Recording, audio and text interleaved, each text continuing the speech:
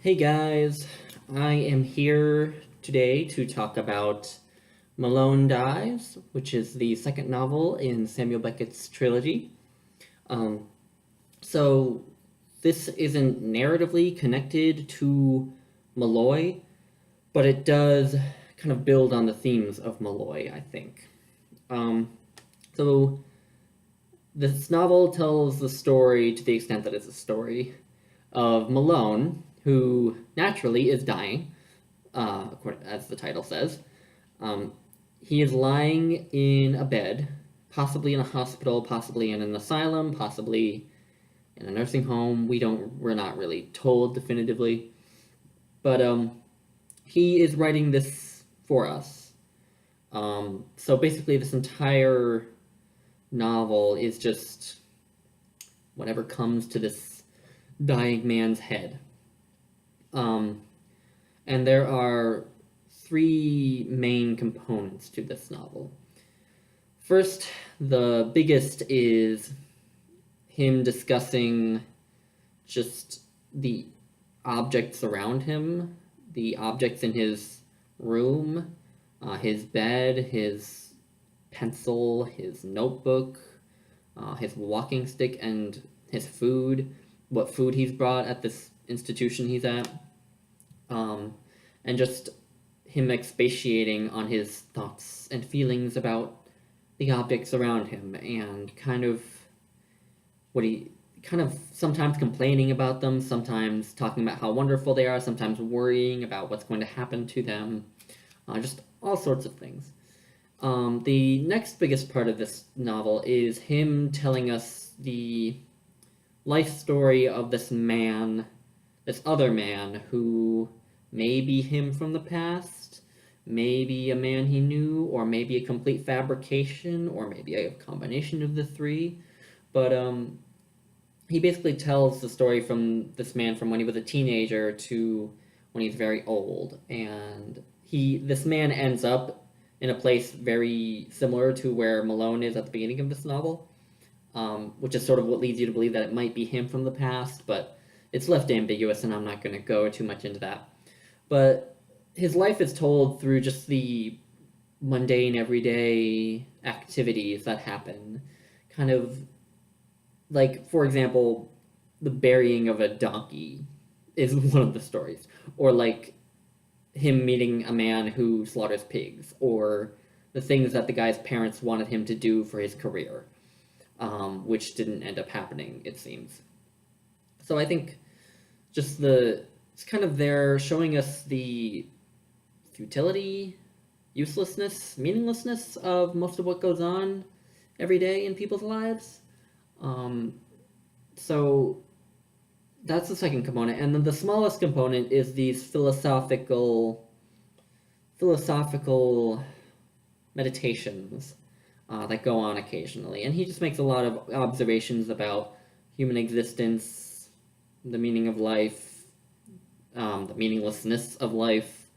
Um, so that is the third component of this novel, and I will admit I was kind of baffled at the end of this novel. I wasn't sure what to think of it, but I think what it's supposed to be doing is showing us how we live our lives, basically, about how most people live their lives. So most people spend a lot of their days fussing over objects, like Malone does in this novel. You know, us booktubers love to play around with our books and rearrange our books. Other people redecorate their homes all the time. So we may not realize it, but fussing over objects and thinking about objects is a lot of what we do every day.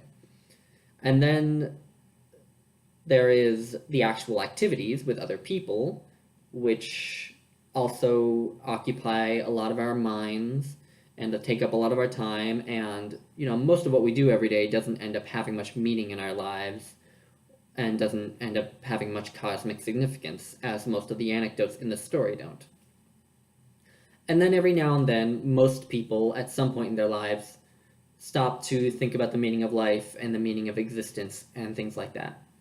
So basically, I think, and also along the way, this is a bit different for a Samuel Beckett work. We also do find occasional instances of joy and happiness. At one point, Seppo has a brief romantic affair, and even though it ends tragically, he definitely found fulfillment through it. And it may be because the love affair ends so quickly. It may be a commentary on the transience of joy, but um, I don't think it discounts the fact that we do get joy from things like that, and that is a part of life. So yeah, that was my takeaway. I don't know if it's entirely. I don't know if that's everything. I mean, it can't be everything because this novel and Malloy and probably The Unnameable, although I haven't read it yet, could probably read them over and over again and never really be done interpreting them. There's so much in these novels, but I think this builds on the themes of Malloy, in that Malloy is about, or at least to an extent, about how so much of life is spent wandering to we don't know where. We like to convince ourselves we know where, but really we don't know where. And I think Malone Dies is about what we do along the way. So we wander, we don't know where, and what do we do as we wander? That's what Malone is about, I think. Um, my opinion is not definitive. Obviously, I'm no literary critic, but that is my thought. Um, Again, I was baffled at the end of this novel. I'm not confident in my thoughts.